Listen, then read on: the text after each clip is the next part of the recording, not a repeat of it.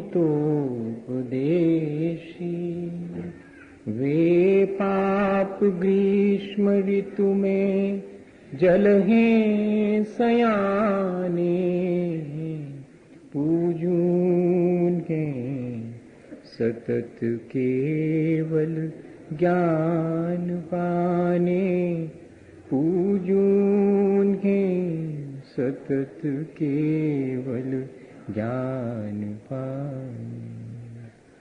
बोलिए भगवान महावीर स्वामी की, आचार्य कुंद कुंद स्वामी की, आचार्य गुरुवर विद्यासागर मुनि महाराज की।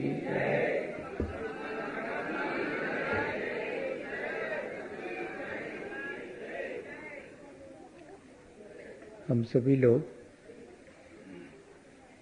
अपने जीवन को अच्छा बनाना चाहते हैं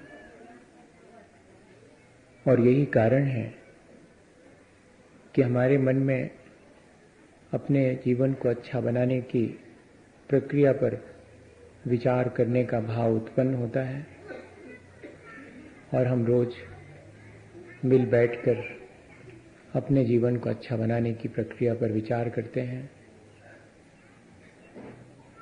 उस विचार के अनुरूप हम अपने जीवन को कितना अच्छा बना पाएंगे, ये अगला कदम है। पहला कदम यही है कि मैं जीवन को अच्छा बनाने के लिए संकल्पित हूं, और इतना ही नहीं, अच्छा जीवन कैसे बने इस बात पर मैं विचार भी करता हूं। हम अपने जीवन को खुद झांक करके देखते हैं अपने भीतर, तो हमें सब कुछ कई बार एकदम ठीक लगता है।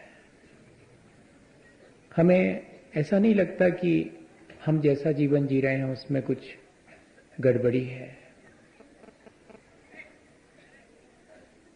तब ऐसी स्थिति में ये कैसे मालूम पड़े कि सचमुच हम जैसा जीवन जी रहे हैं वो ही ठीक है? उसके लिए जरूरी है कि दूसरे के संबंध से हम अपने जीवन को देखें कि वो कैसा है। इन रिलेशन टू अदर्स, दूसरे से मेरा जिस तरह का संबंध है उससे मालूम पड़ता है कि मैं कैसा हूं। दूसरे की दृष्टि से मैं अपने आप को देखूं तो मुझे मालूम पड़ेगा कि मैं कैसा हूं। अब दूसरे की दृष्टि से तो मैं अपने को नहीं देख सकता,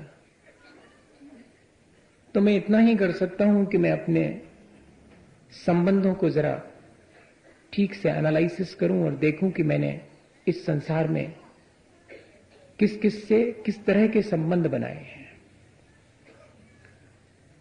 मैं वस्तु, व्यक्ति और घटना से, तीनों से अपने संबंध निर्मित करता हूं। उसमें विशेष रूप से वस्तु और व्यक्ति के बीच मेरे संबंध अधिक होते हैं। घटना तो थोड़ी देर को घटित होती है और मैं उस घटना से क्षण भर को जुड़ता हूं और फिर भूल जाता हूं, लेकिन मेरा सबसे ज्यादा संपर्क वस्तु और व्यक्ति से होता है। उससे मैं संबंध निर्मित करके अपना जीवन जीता हूं। वस्तु और व्यक्ति में भी मैं गौर से देखूं तो मेरे संबंध जितने अधिक वस्तु से हैं उतने व्यक्ति से नहीं है, क्योंकि वस्तु से संबंध स्थापित करने में सुविधा है। किसी भी चीज को हम उस पर अपना अधिकार जमा करके उसे अपना कह सकते हैं। उस चीज का हम जैसा उपयोग करना चाहें वैसा कर सकते हैं। उस चीज को जिस दिन हम रिप्लेस करना चाहें उस दिन हम उसे रिप्लेस भी कर सकते हैं। ये मेरी कार है, ये मेरी तिजोरी है, ये मेरे कपड़े हैं, ये मेरा मकान है, ये मेरी दुकान है। ये जो मेरा पोजेशन है, ये जो मेरा अधिकार है, वो बहुत आसानी से मैं निर्मित कर लेता हूं। हमें इसके लिए किसी चीज से पूछना नहीं पड़ता है कि वो चीज मेरी होना चाहती है कि नहीं होना चाहती। और इतना ही नहीं, उस चीज को मैं जहां रख देता हूं वो बिल्कुल एक आज्ञाकारी, अपने आज्ञाकारी पने को निर्वाह करती हुई वहीं रखी मिलती है। मैं मीलों लंबी यात्रा करके लौटूं तो मेरी तिजोरी में मुझे वहीं मिलती है, लेकिन मैं अपने बेटे को कहीं बिठा के जाऊं और 10 मिनट बाद भी लौटूं तो वो वहां बैठा नहीं मिलेगा, वो कहीं और घूमता फिरेगा। तो मुझे उससे संबंध बनाने में जरा दिक्कत होती, चीज से संबंध बनाने में ज्यादा दिक्कत नहीं होती।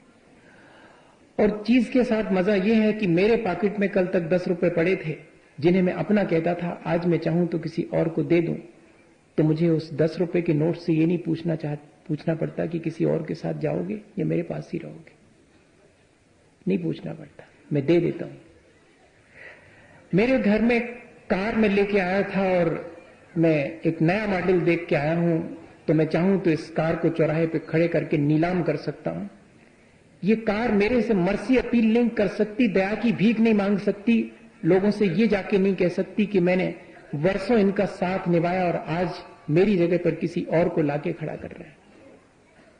इसलिए इतना आसान है हमारा चीजों से संबंध बनाना। और आज हम देखते हैं कि वस्तु से संबंध व्यक्ति के सबसे ज्यादा है। एक कमरे में एक व्यक्ति और हजारों चीजें रह सकती हैं, लेकिन 2 व्यक्ति एक साथ नहीं रह सकते। ये इतनी आसान सी प्रक्रिया हमने अपना ली है, और जड़ वस्तुओं से संबंध बढ़ाने वाले की जड़ता कितनी होगी ये बहुत स्पष्ट दिखने में आ रहा है। और इसीलिए बौद्ध दर्शन में लिखा है कि जितना व्यक्ति जड़ पदार्थों से ममत्व रखता है उतनी उसकी तृष्णा बढ़ती चली जाती है, और जैन दर्शन में उसी को परिग्रह कहते हैं, क्योंकि ये इतनी गहरी आसक्ति है कि जिसको हम सहसा छोड़ नहीं सकते हैं। ऐसे सैकड़ों उदाहरण हैं कि व्यक्ति अपने हीरे जवाहरात को अपने शरीर से बांध करके और मरा। इतनी आसक्ति,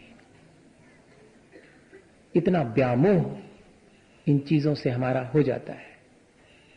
तो ये देखें, वैसे तो मुझे अपना मोह नहीं दिखाई पड़ता, वैसे तो मुझे अपनी तृष्णा नहीं दिखाई पड़ती, वैसे तो मैं ये कह सकता हूं कि मैं बहुत निष्प्रय हूं, मुझे किसी चीज की कोई जरूरत नहीं है, लेकिन मैं देखूं इन चीजों से मैंने कैसे संबंध बना रखे हैं, उससे मालूम पड़ेगा कि मेरी चेतना अभी किस ऊंचाई पर है, पहुंची है, या कि अभी अपने धरातल पर ही खड़ी हुई है। व्यक्ति से संबंध बनाने में बहुत ध्यान रखना पड़ता है, उसके मन का भी ध्यान रखना पड़ता है। तो व्यक्ति से भी हमने संबंध बनाए तो हैं, लेकिन बहुत सोच समझ के संबंध बनाए हैं। 3 तरह के संबंध हम चेतन आत्माओं से बनाते हैं। जड़ वस्तुओं से तो एक ही संबंध होता है, उपयोगिता का संबंध होता है, वे मेरे उपयोग में आती हैं और उनसे मेरा स्टेटस मैं तय करता हूं।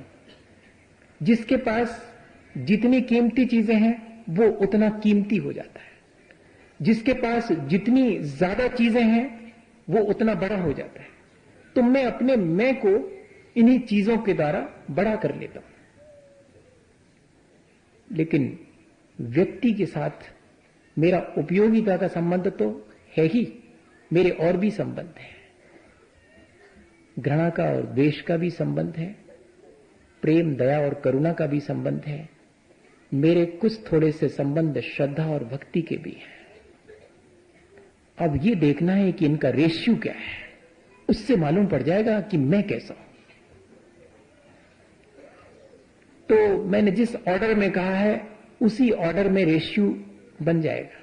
सबसे ज्यादा मेरे संबंध अगर सुबह से शाम तक देखूं तो घृणा और द्वेष के हैं। बहुत गौर से देखना, मैं कोई उलाहना नहीं दे रहा हूं, मैं तो सिर्फ एनालिसिस कर रहा हूं। मैं अपने बारे में कह रहा हूं। मान लीजिएगा हम सब अपने अपने बारे में सोच रहे हैं, किसी और के बारे में नहीं सोच रहे। मैं सुबह से शाम तक ये देखता हूं कि मेरे संबंध अधिकतम घृणा और द्वेष के ही संबंध हैं। जैसे कि कुनिक का अपने पिता से था, जैसा कि पिता से था। क्या ऐसे ही संबंध हमारे तो नहीं है? बहुत अधिक मात्रा में देखने में कि हमारे संबंध इसी तरह के हैं। इतने जल्दी हमारे मन में दूसरे के प्रति विद्वेष की भावना आती है, इतनी जल्दी हमें दूसरे के गुण देख करके ईर्ष्या का भाव आता है।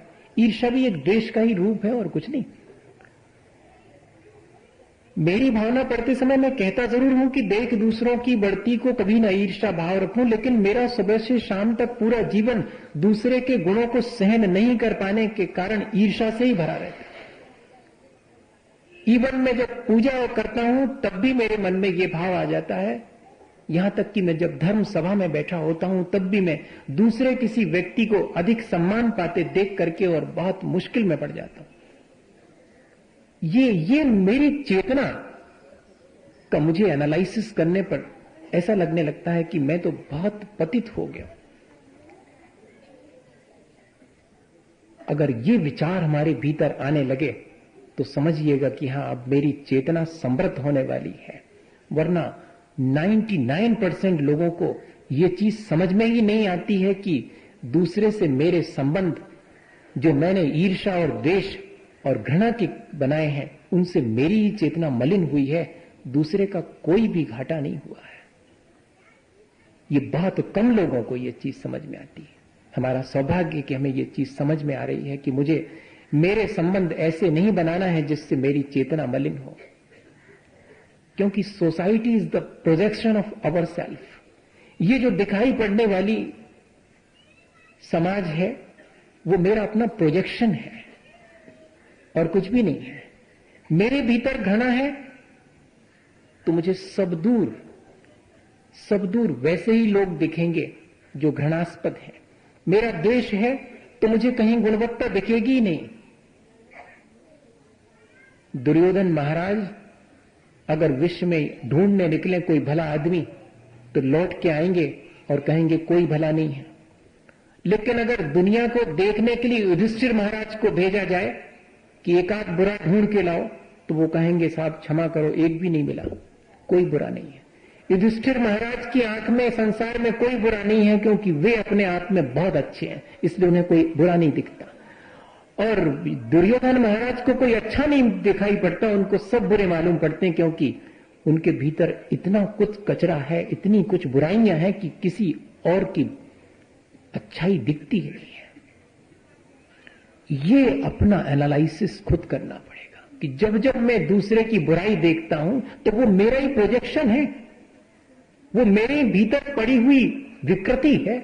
और जब जब मुझे कहीं किसी के भीतर कोई अच्छाई दिखती है तो वो अच्छाई वहां नहीं है, वो मेरे भीतर है। किसी को अच्छा कहने वाला भले ही दूसरा अच्छा हो ना हो, वो स्वयं तो अच्छा हो ही जाता है। और किसी और को बुरा कहने वाला दूसरा बुरा हो या ना हो, स्वयं तो बुरा हो ही जाता है। ये बहुत सीधा सा गणित है। लेकिन हमें अब स्वयं अपने जीवन के बारे में विचार करना चाहिए कि हमने जो संबंध निर्मित किए हैं वो कहीं ऐसा तो नहीं, उनका रेशियो घृणा, द्वेष, ईर्ष्या और विद्वेष का तो नहीं है। अगर ऐसा है तो मैं उसमें कमी लाऊं, और कमी लाने के लिए मुझे कोई बहुत अधिक प्रयत्न नहीं करना है। मुझे उन संबंधों को थोड़ा सा चेंज कर देना है। सुकरात से जब ये कहा गया, दार्शनिक थे, जब ये कहा गया कि एक व्यक्ति है जो तुम्हारा बहुत बड़ा शत्रु है और वो सोचता है कि मैं जब तक चैन से नहीं बैठूंगा जब तक सुकरात से अपना बदला नहीं ले लूंगा। हो गई होगी तुमसे कोई गलती जिसको कि उसने गांठ बांध ली अपने भीतर, वो ऐसा कहता फिरता है। तो सुकरात ने कहा कि अब मैं भी तब तक चैन से नहीं बैठूंगा जब तक कि उसे अपना मित्र न बना लूं। ये चेतना की ऊंचाई से ही निकल सकती है बात, वरना एक common person think about the person, a medium person think about the events, बहुत मुश्किल है इससे ऊपर उठना। A ideal person think about ideas and ideals. एक कॉमन पर्सन 99% लोगों के अंदर दूसरे के बारे में ही सोचने का क्रम चलता है, और दूसरे के बारे में भी भला सोचने का क्रम नहीं। एक common person think about the person, यानी एक सामान्य व्यक्ति सिर्फ दूसरे की बुराइयों के बारे में सोच करके अपने जीवन को मलिन करता रहता है। मध्यम प्रकार के लोग घटनाएं घटित होने पर उनको एनालाइज करते रहते हैं, ये ठीक हुआ नहीं हुआ, देश में क्या चल रहा है। वो एक चाय की दुकान पर खड़े होकर एनालाइज करेंगे पूरी संसद में होने वाली कार्रवाई को। पूरे खेल का अगर कोई एनालिसिस करने वाला है तो पूरे खेल को एनालाइज करके बता देगा वो कि ये यहां पर ये फॉल्ट था और यहां ये ऐसा था। अपने जीवन के बारे में सोचने का वक्त नहीं है उसे। ये मीडियम पर्सन इवेंट्स पर घटित होने वाली सांसारिक घटनाओं को एनालाइज करता है। आइडियल पर्सन बहुत 1% होगा, कोई जो आइडियाज और आइडियल्स के बारे में, किसी आदर्श के बारे में और अपने जीवन को अच्छा बनाने के बारे में सोचेगा। इसलिए हम देखें कि हम किस तरह का सोच रखते हैं, हमारा अपना दूसरे के बारे में किस तरह का सोच है, द्वेष का है, ईर्ष्या का है, किस तरह का है। अगर हम चाहें तो उसको परिवर्तित कर सकते हैं, बहुत आसानी से उसे बदल सकते हैं। घृणा को प्रेम में बदलने की प्रक्रिया है, और घृणा को या कि शत्रुता को मित्रता में और मैत्री में बदलने की प्रक्रिया है। वो प्रक्रिया भी हम अपना सकते हैं चाहें तो। उससे मालूम पड़ जाएगा कि अब हमने अपने जीवन को परिवर्तित करना शुरू किया है। एक जगह और लिखा हुआ है कि relationship is the mirror in which I see myself as I am. संबंध और कुछ नहीं है, एक तरह का दर्पण है जिसमें कि मैं अपने आप को देखता हूं कि मैं कैसा हूं उन संबंधों के माध्यम से। क्योंकि मेरे घृणा का संबंध मेरे भीतर की घृणा को मुझे दिखा देता है, मेरा दूसरे से प्रेम का संबंध मेरे भीतर के प्रेम को मुझे सामने दिखा देता है। वैसे मुझे समझ में नहीं आता है कि मैं किससे घृणा करता हूं, किससे प्रेम करता हूं, पर दूसरे व्यक्ति से पूछने पर मालूम पड़ता है कि हाँ, ये व्यक्ति बहुत बहुत प्यारा व्यक्ति है, ये व्यक्ति बहुत विद्वेष करने वाला ईर्ष्यावान ईर्ष्यालु व्यक्ति है। प्रेम और दया और करुणा के संबंध भी हैं आज के समय में, ऐसा नहीं है कि नहीं है। हम वैसा जीवन भी अपना बना सकते हैं, इस पर थोड़ा सा विचार कर लें। एक नौयुवक बस में बैठा हुआ है, यात्रा कर रहा है। अचानक एक बुजुर्ग वृद्ध व्यक्ति बस में ऊपर चढ़ते हैं। वे देखते हैं कहीं स्थान हो बैठने का, लेकिन कहीं कोई स्थान उन्हें दिखाई नहीं पड़ता बैठने का। वे थके हारे वहीं हैंडल पकड़ करके खड़े हो जाते हैं। तेज गाड़ी चलने से वे गिरते गिरते बचते हैं। उस वृद्ध व्यक्ति को असुविधा में देख करके युवक अपने स्थान से खड़े होकर के उन्हें बैठने का स्थान देता है। तो बाकी जो लोग बैठे हुए हैं हंस पड़ते हैं। वो हम ही लोग हैं, ऐसा मत समझना कि वो कोई और लोग हैं, ये हम ही लोग हैं जो किसी की मदद करने वाले पर हंसते हैं और क्या सोचते हैं, होगा कोई ना कोई स्वार्थ इनका, तब तो खड़े हो गया, कोई रिलेशन लगता होगा, या कि हो सकता है कि इस बुजुर्ग की कोई बेटी ब्याह के लायक हो और इस लड़के का उससे कोई अफेयर हो, इसलिए उसको जरा लाइन पे ला रहा है, इसलिए जगह दे रहा है। मैं तो एनालिसिस कर रहा हूं, आप बिल्कुल निश्चिंत बैठिएगा। हाँ, आप ऐसा मत सोचिएगा कि हमारे आचार्य भगवंत को ये सब चीजें नहीं मालूम थी, उन्हें सब कुछ मालूम था। उनकी आंख से ये संसार और इस संसार की अच्छाइयां बुराइयां कुछ भी नहीं छुपी हुई है। ये हमारा अपना सोच देखिएगा, इतना ही सोच पाएंगे, इससे ज्यादा ऊंचा तो उठ ही नहीं पाते हम, इतना ही सोच पाते हैं। उसने भी यही सोचा, सब लोग हंस पड़े उस पर एक व्यक्ति नहीं हंसा।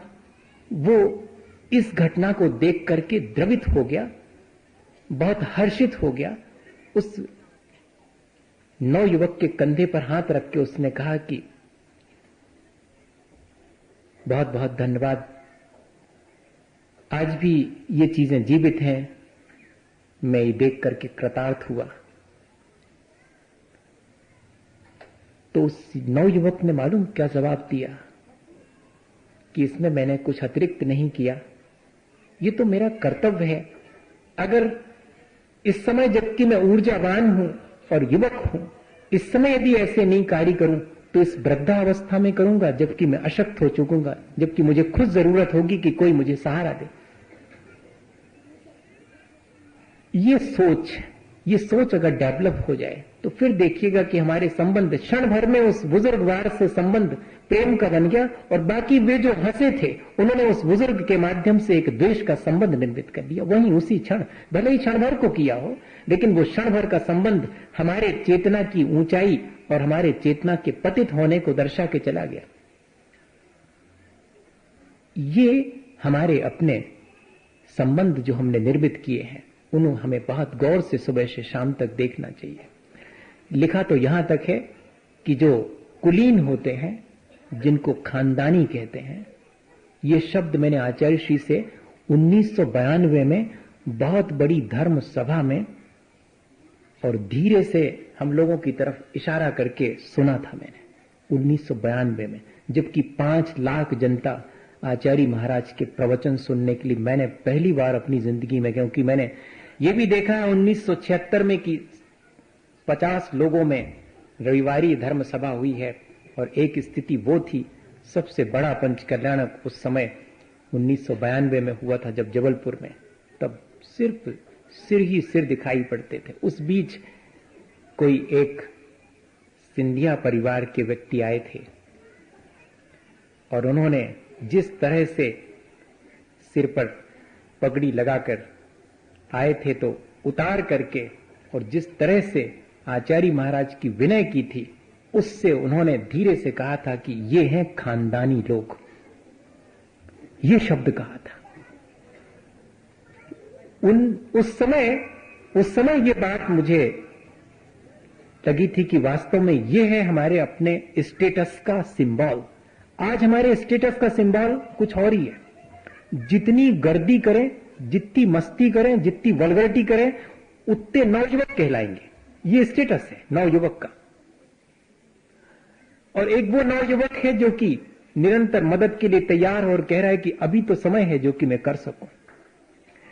बड़े व्यक्ति का स्टेटस यह है कि वो अपने दरवाजे पर आए हुए छोटे व्यक्ति को दुत्कार के भगा दे, ये उसका स्टेटस है। वो उससे प्रेम से बात ना करे, वो उससे गले ना मिले, क्योंकि वो बड़ा है। ये क्राइटेरिया है अपना।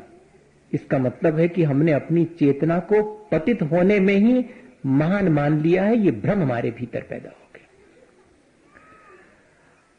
अब ऐसी स्थिति में बताइएगा, बहुत मुश्किल है कि नहीं? कैसा लगने लगता है?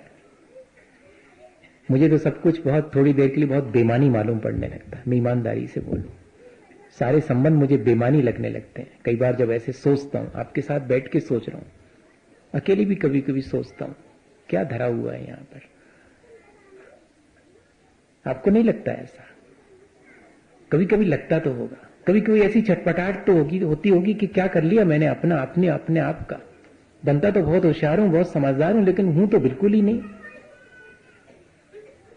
ऐसा लगना चाहिए। तो हो सकता है कि थोड़ा बहुत हमारे जीवन में परिवर्तन हो और हम अपने आप को परिवर्तित करके बहुत बेहतर और बहुत अच्छा बना सकें। मैं आपको एक छोटी सी वो घटना कहना चाह रहा हूं जो कि हमारे उस प्रेम के, करुणा और मैत्री संबंध को प्रदर्शित करती है, जो हमारे भीतर ये भावना उत्पन्न करती कि हाँ, सचमुच मुझे संबंध स्थापित करने चाहिए संसार में, तो बस इतना ही करना चाहिए। संसार से पार होने का संबंध भी मुझे स्थापित करना चाहिए। वो संबंध है श्रद्धा और भक्ति का। लेकिन संसार में अगर मैं रहूं तो घृणा और प्रेम में से संबंध प्रेम का बनाऊं, शत्रुता और मित्रता से मैं संबंध मित्रता का बनाऊं, मैं दया और करुणा का संबंध अधिक से अधिक लोगों से निर्मित करूं। एक व्यक्ति तीर्थ यात्रा के लिए गया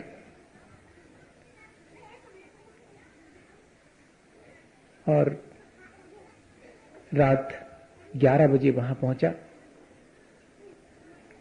देखा तो कहीं कोई ठहरने के लिए कमरा नहीं मिला किसी भी धर्मशाला में। उसने बाहर ही जो पर्ची थी, दालान थी, उसमें अपना सामान रख लिया। सोचा कि रात तो यहां कट जाएगी, लेकिन जीवन साथी ने थोड़ी सी अपनी तकलीफ बताई कि मैंने आज रास्ते में दूध न मिल पाने से अपनी दवाई नहीं खा पाई है, तो थोड़ा सा घबराहट हो रही है। हार्ट पेशेंट है, शायद बीपी बढ़ गया होगा, एग्जॉशन भी हो गया है। अब थोड़ी घबराहट हुई कि सोच रहे थे कि इस दालान में ही रात निकल जाएगी, लेकिन दालान में तो निकल जाएगी, पर तकलीफ में कैसे निकलेगी। इस तकलीफ को दूर करने के लिए मुझे कहीं से दूध का इंतजाम तो करना ही चाहिए। देखा तो कहीं कोई सुविधा नहीं थी दूध की, सब दुकानें बंद हो चुकी थीं। जो खुली थी उनके पास भी इतनी रात कौन आएगा ये सोच करके दूध खत्म ही हो गया था। किसी ने कहा कि यहां पर एक ही घर है, चले जाएं, शायद वहां आपको मदद मिल जाए, बाकी सब तो हम लोग दुकान वाले ही लोग यहां हैं। रोशनी देख करके उस घर के दरवाजे पर पहुंच करके बहुत हिचकिचाहट होती है कि इतनी रात गए, किसी भले आदमी को जगाना तो ठीक नहीं है। अपरिचित व्यक्ति, इतना ध्यान रहता है क्या अपने को? बहुत मुश्किल है। अपना काम अटकने पर तो कुछ ध्यान नहीं रहता, दूसरे का काम अगर अटक जाए तो उसको 4 बातें सुनाने का ध्यान तो रहता है। कोई अगर रात 12 बजे अपने दरवाजे पर आ जाए तो क्या कहने का मन होता है कि भले आदमी हो क्या? लगते तो नहीं हो भले आदमी। 12 बजे रात को किसी को जगाना ठीक लगता है क्या? या कि हो सकता है कि दरवाजे नहीं खोलूं, कह दूं कि मैं अभी सो हुआ हूं, अभी नहीं हुआ, सुबह मिलूंगा। कितनी जल्दी मैंने उस व्यक्ति से देश का संबंध स्थापित कर लिया, क्षण भर में। मैं उससे यह भी कह सकता था कि इतनी रात गए, आप आए हैं, मैं आपकी क्या मदद कर सकता हूं। ये तो बहुत कठिन है, इसके लिए तो चेतना की भलाई चाहिए। अब उस दरवाजे बहुत हिम्मत करके नॉक किया, खटाया, तो थोड़ी देर बाद किसी के आने की आवाज सुनाई पड़ी। लालटेन लिए एक वृद्ध व्यक्ति ने दरवाजा खोला और खोलते ही साथ लालटेन की रोशनी में इस अपरिचित तीर्थयात्री को देख करके, अरे कहा नहीं तुमने कि तुम आने वाले हो? अरे पहले तो खबर दे देते मुझे, और इतनी रात हो गई, और बहू कहां है? वाह भाई, बच्चों को लाए हो कि नहीं इस बार? अपरिचित व्यक्ति से कह रहे हैं।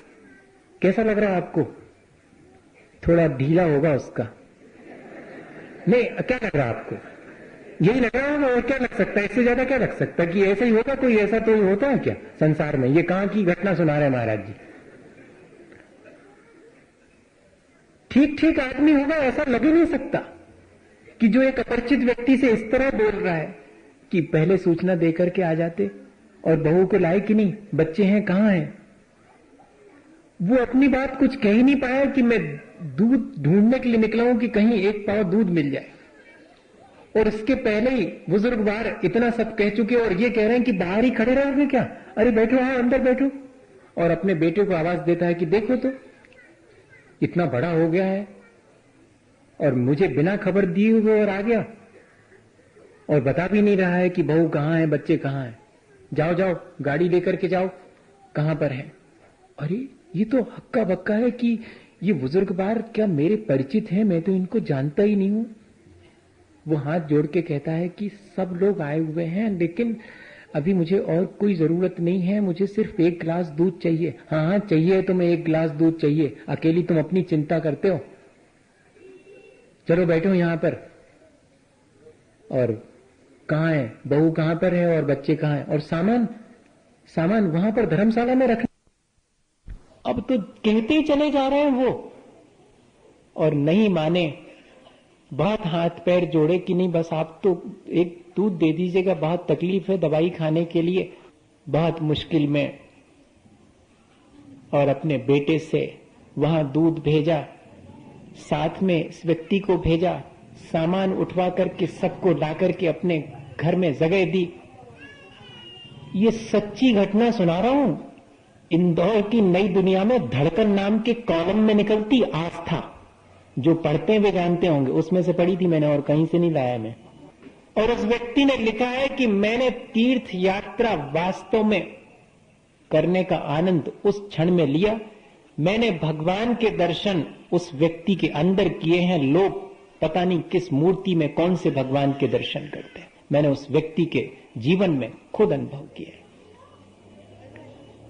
बताइएगा हमारा अपना सोच आज किस तरह का हो गया।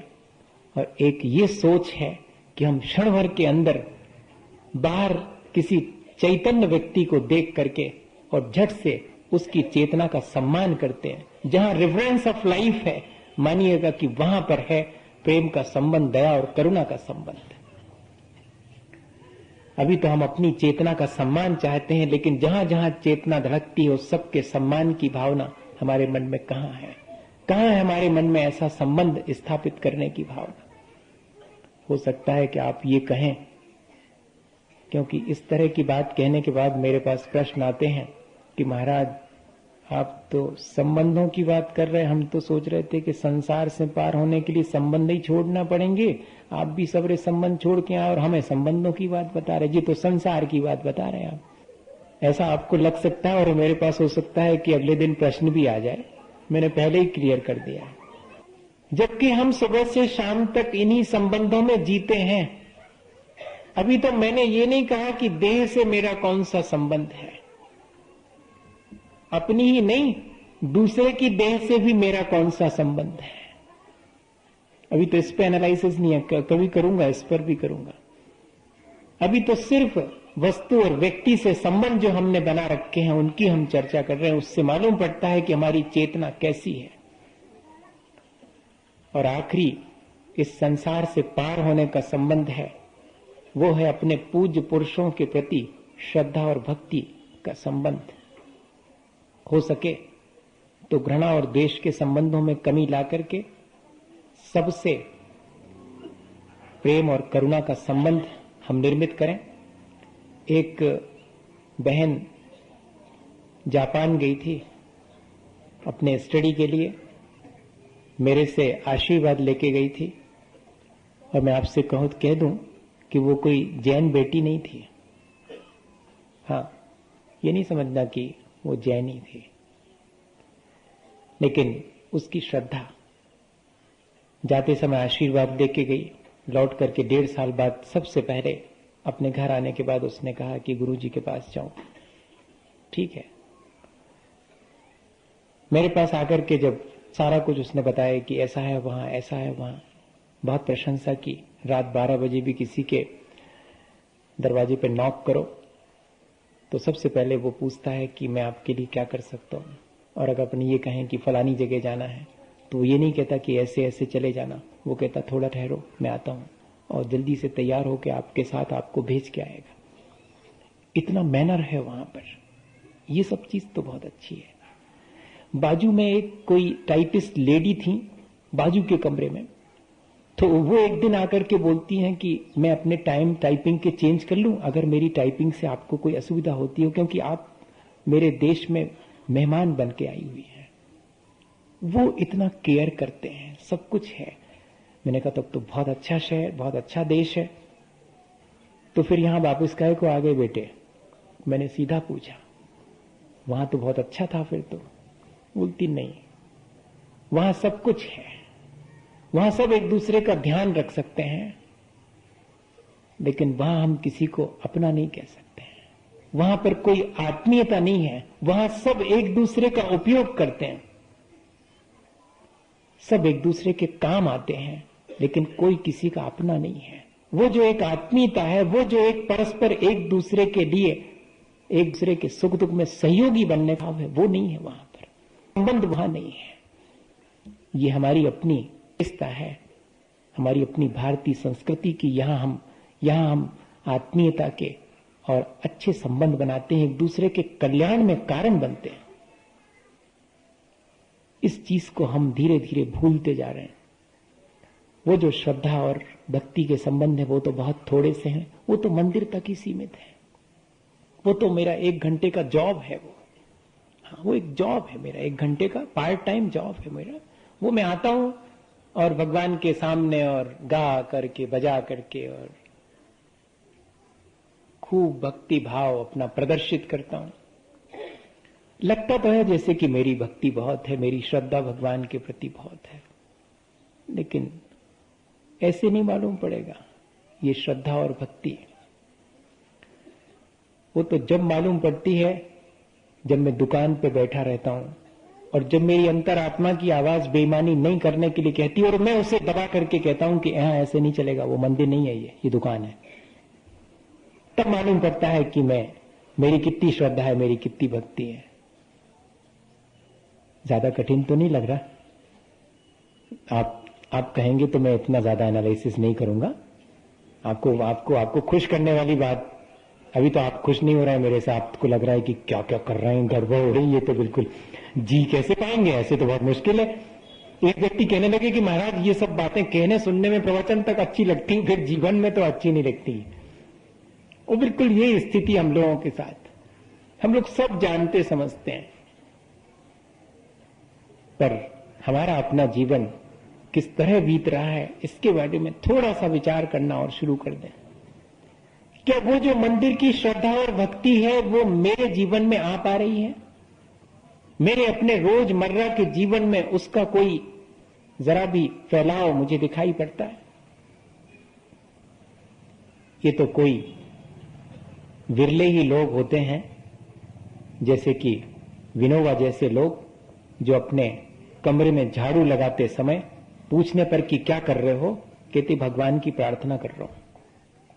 अजीब आदमी हो, झाड़ू लगा रहे हो और कह रहे भगवान की प्रार्थना कर रहा हूं। हाँ, भगवान ने यही तो कहा है कि जैसे मैं अपने कमरे का कचरा पसंद नहीं करता और उसे झाड़ कर बाहर फेंकता हूं, ऐसे ही मुझे अपने मन के द्वेष, ईर्षा, क्रोध, कषाय, मिथ्यात, ये सब जितनी कचरे हैं इनको निकाल के बाहर फेंकना, यही तो भगवान ने कहा।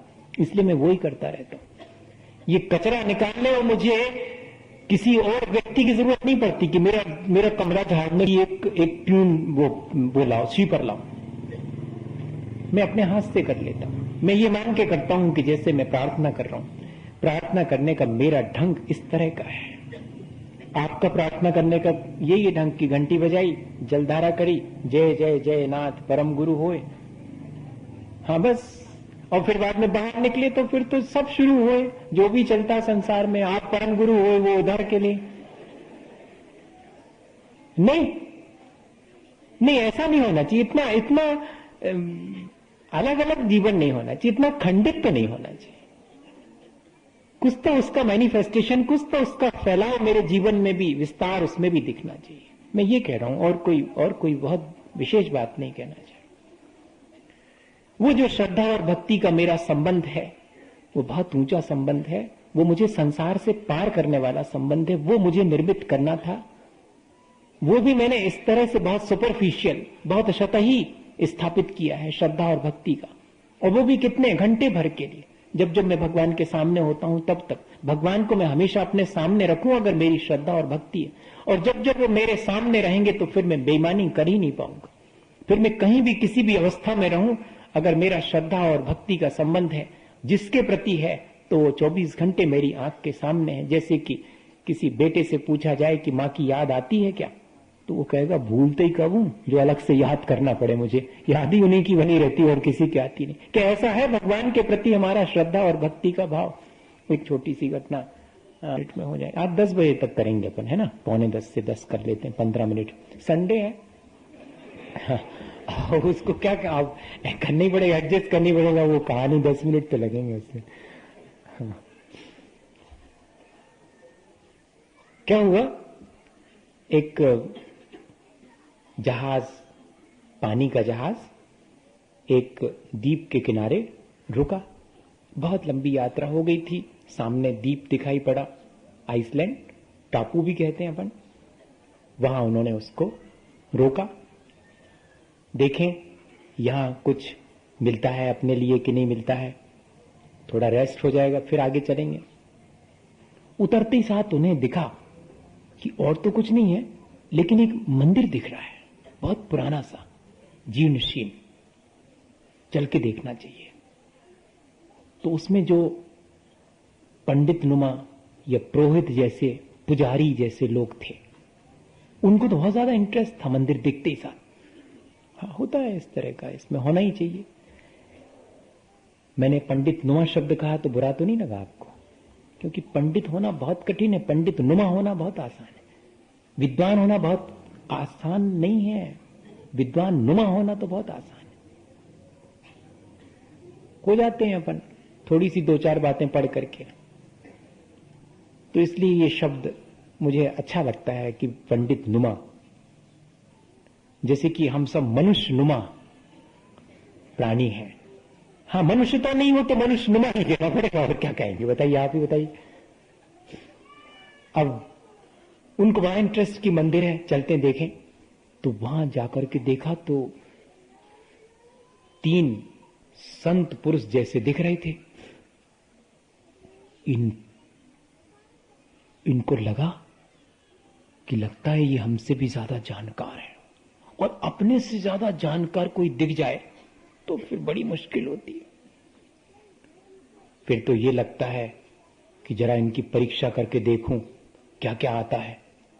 अगर आप कुछ पढ़ रहे हो और किसी से बताएं कि हम ये पढ़ रहे हैं, तो मालूम वो क्या करेगा? से पहले अच्छा ये चीज कैसी है, ये चीज कैसी है, और फिर बाद में आप बता नहीं पाएंगे तो भीतर ही भीतर मजा लेगा, कह रहे जानता वानता कुछ नहीं, डिग्री जरूर है इसके पास, बाकी अपन तो ठीक है। हाँ, बहुत बहुत आज तो मेरा वो पूरे मन से बैठा हूं, मैं बहुत एनालिसिस कर रहा हूं। तो आप बिल्कुल निश्चिंत रहिएगा, एक चीज। अब वो क्या हुआ कि उसमें से उन्होंने देखा कि ये लग तो बहुत बड़े से रहे हैं, लेकिन बड़ा कैसे मान लूं सहसा। तो पूछा कि क्या करते हो तुम लोग? तो इन पंडितों को देख करके वो तीनों भोले भाले प्राणी थोड़े से घबराए। उन्होंने कहा कुछ नहीं, हम तो यहां भगवान की पूजा प्रार्थना करते हैं। अच्छा, पूजा प्रार्थना करते हो? क्या है तुम्हारी पूजा करने का ढंग? कैसी पूजा करते हो? कौन सी स्तुति पढ़ते हो? स्टैंडर्डाइज कोई तुम्हें प्रार्थना याद है? उन्होंने कहा स्टैंडर्डाइज कोई प्रार्थना वो तो नहीं है याद। तब फिर इनको बड़ी राहत मिली कि हम अभी विद्वान ज्यों के त्यों हैं। हाँ, ये कुछ नहीं जानते, सब बुद्धू है। हाँ, उन्होंने कहा बैठो हम बताते हैं। अब वो सब भूल गए कि क्या क्या देखना था इस टॉप के अंदर, ये मिल गए। तो तुम्हें कुछ भी नहीं आता? हमको तो वैसे कोई प्रार्थना, तो करते क्या हो तुम? तो उन्होंने कहा बस आप देख रहे हैं इस खंडहर में जब हम आए तो कोई नहीं था, ये तीनों मूर्तियां जो सामने हैं वो ही थी। हमको प्रार्थना आती नहीं है, हम अज्ञानी हैं, तो हम लोगों ने अपने आप ही एक प्रार्थना बना ली।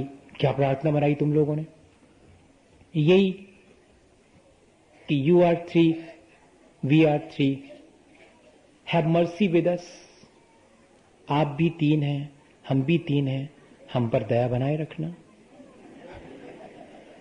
अब इससे ज्यादा क्या? उन्होंने कहा सब गलत, ये कोई प्रार्थना होती है क्या? तो उन्होंने कहा कि आप विद्वान हैं, आप हमें बता दें कि प्रार्थना कैसे की जाती, हम सीख लेंगे आपसे। पर हमारी श्रद्धा है भगवान में, तो हमसे जो बनता है टूटा फूटा वो हम करते हैं। उन्होंने कहा नहीं, ऐसे नहीं होती प्रार्थना, ऐसे नहीं व्यक्त की जाती श्रद्धा, हम बताते हैं। और उन्होंने एक लंबी सारी प्रार्थना, सकल गे गायक तदपि निजानंदर स्लीन, वो वाली, या कि और भी बड़ी वाली, जो भी हो, जो भी स्टैंडर्डाइज होगी, वो उन्होंने उनको वो सिखा दी पूरी। अब वो बेचारे भोले भाले प्राणी, उन्होंने एक बार सुनी, कहां याद रहने वाली, फिर से बता दीजिएगा। फिर हाथ जोड़ करके, नीचे तो बैठे हैं वो पैरों में उनके तीनों, और आप फिर से बता दीजिएगा। फिर बता दी, अब याद रह जाएगी, ठीक है। जो बनी उनसे सेवा, वो सब जहाज के लोगों के की, सबको विदा करने गए, नदी के किनारे तक उनको छोड़ने गए वो तीनों। भोले भाले भक्त श्रद्धालु थे वो तो। और जहाज जाने लगा, दूर तक जहाज चला गया समुद्र के भीतर। अचानक उस जहाज में से इन लोगों को ऐसा दिखाई पड़ा कि अरे ये कौन सी चीज चली आ रही है, बिल्कुल 3 जुगनू की तरह, स्टार की तरह कुछ चीजें चली आ रही हैं। तो ये सब घबराए कि कोई विपत्ति तो नहीं है। सब अलर्ट हो गए। पंडित जी नुमा जो लोग थे उनने जल्दी से अपनी माला वाला निकाली, जपना शुरू कर दिया कि कोई विपत्ति आने वाली है। हाँ, ऐसे होता है। भले ही भीतर में श्रद्धा ना हो, लेकिन तो दिखा है उसमें कि जाप फिरना चाहिए, उसमें क्या बात। जब विपत्ति आए तब, बाकी नहीं। बाकी सुख के समय पर तो जितना एंजॉय करना उतना एंजॉय करो। भगवान जी को तो अपन कह के आते हैं कि देखो हमारे साथ में मत आना, वहीं पर वो शटर वहीं ताला वाला लगा करके संज्ञा आओगे तो बहुत परेशानी पड़ोगे। यहाँ तो हम बहुत मुश्किल, दुकान में कहाँ इतनी भीड़ में आप बैठोगे और धूप भी रहती है, और तो हमने वहीं लॉक करके आते हैं उनको, बाहर ना आ जाए वो हमारे साथ। इतनी श्रद्धा भक्ति है हमारी। मैं ये नहीं कह रहा हूं कि आप मंदिर जाना बंद कर दें, मैं ये नहीं कह रहा हूं कि आप पूजा पाठ करना बंद कर दें। मैं सिर्फ ये कह रहा हूं कि मेरे मंदिर जाने और मेरे पूजा करने से मेरे भीतर जो श्रद्धा और भक्ति है वो मेरे संसार को बढ़ाने वाली है कि कम करने वाली है। बस इतना ही देख लें और कुछ नहीं। मैंने जो संबंध भगवान से अपना श्रद्धा और भक्ति का स्थापित किया है वो सचमुच ठीक किया है या नहीं किया है। काम चलाऊ संबंध तो नहीं है वो मेरा, और अधिकांश मौके पे देखते हैं कि काम चलाऊ संबंधी है, इससे ज्यादा नहीं है। वो जैसे जैसे वो ज्योति जैसी चीजें पास आती गईं, दहशत बढ़ती गई, लेकिन बहुत निकट आई तो लोगों ने देखा कि अरे ये तो वही तीनों हैं जिनको कि हम अभी प्रार्थना सिखा करके उस टापू पर आए थे, और ये ऐसे चले आ रहे हैं, बिल्कुल अनलाइटेड, बहुत चमक रहे हैं ये तीनों, और पानी पर ऐसे चले आ रहे हैं।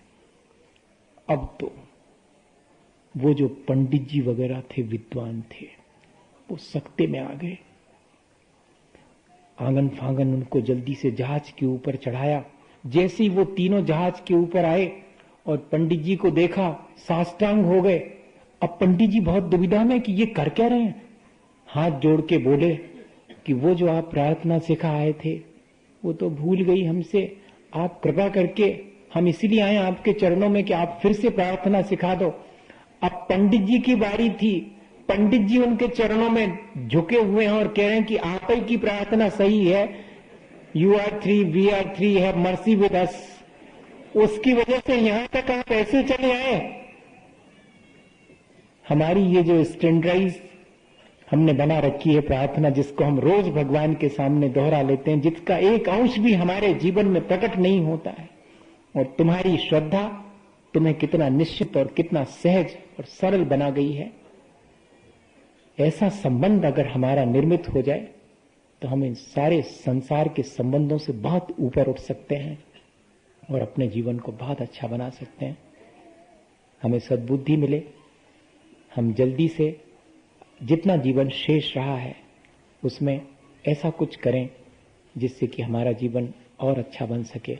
यहाँ से विदा लेते समय हम निराश होकर के न लौटें कि कुछ भी तो नहीं कर पाए, बल्कि बहुत प्रसन्नता पूर्वक लौटें कि मैं मनुष्य हुआ तो मुझे जो करना था मैंने वो किया और अब यहाँ से विदा ले रहा हूँ।